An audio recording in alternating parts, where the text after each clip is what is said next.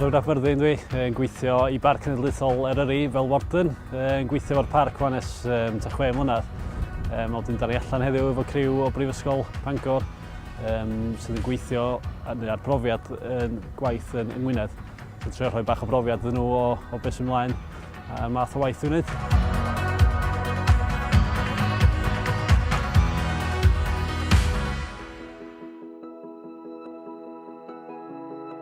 Neis cyfarfod chi gyd. Da'n lwcus da ni cael tywydd ffantastig, so yes, nice to meet all of you. Lucky we've got a good day for it today. So the plan is we're going to go up, well, start to go up Moel Hebog. Hopefully after today you'll have a bit more experience, a bit more confidence to get out there and enjoy the area around Gwynedd.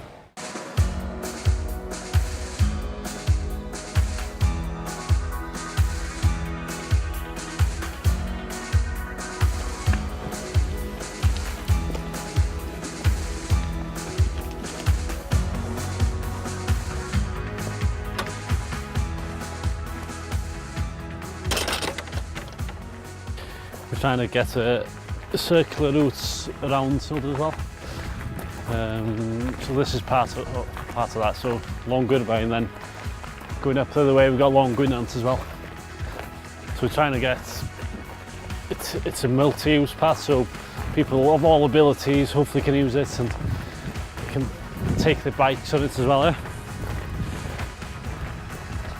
So we're trying to promote some people to come out walking, enjoying the countryside that maybe they haven't been in the past.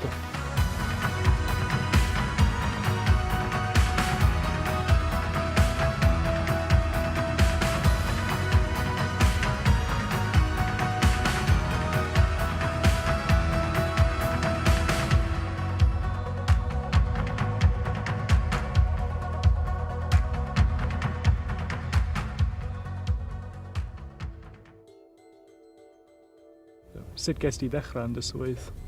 Dwi'n ar ôl coleg, nes i dechrau chwilio'n iawn am waith llawn amser. Wedyn lwcus iawn o'n y swydd Warden tymhorol yn dod fyny efo'r parc. Wedyn o'n i wedi gwneud yn cwrs prifysgol yn Aberystwyth a wedyn meistr yn Bangor. So o'n i'n barod am waith am hynna. Lwcus iawn gweld y swydd Warden tymhorol. Gwybod bod fi'n licio bod allan yna. A hefyd gweithio'n agos efo pobl efo'r twristiaeth a pobl ffermwyr lleol, so yn ôl cyfle gwych i gael yn rhoed fewn hefyd efo'r parc.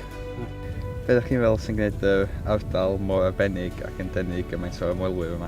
Ie, yndi, dwi'n meddwl mae'n ardal arbennig iawn jyst o ran beth yn y lle i gynnig, so mae gen ti'r mynyddoedd fel ti'n gweld o gwmpas ni, mynyddoedd, llynnoedd, a hefyd yr arfordir, so da'n agos iawn, dim ond lle yn Eryri, da'n agos ofnadwy i'r môr a treitha anhygoel sydd wedi gael lawr ochr Harlech a hefyd tu allan i'r parc, lawr yn Penllyn efo lle. So dwi'n meddwl yr amrywiaeth, so wedi ddod yma i Gerdded, beicio mynydd neu jyst gwylio efo teulu, mae'n gymaint i gynnig. What opportunities are there in Snowdonia National Park? Is there any volunteering opportunities and is there anything people could do outside work hours in Snowdonia National Park? Yeah, there's plenty of opportunities. So we do a lot of work with volunteers and with schools and colleges as well.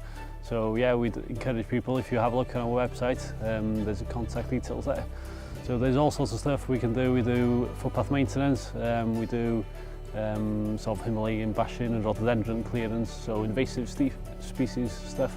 And also there's a variety to do around sort of the Ysgwrn and also on Snowdon we have a great team of volunteer wardens, so they're a big part of our work, and so we'll be looking for more again next year.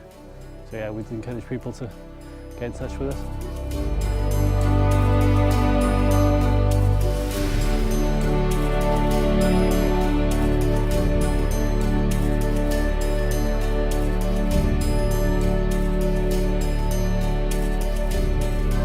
It's a really great place to end a nice walk, isn't it? Good ice cream.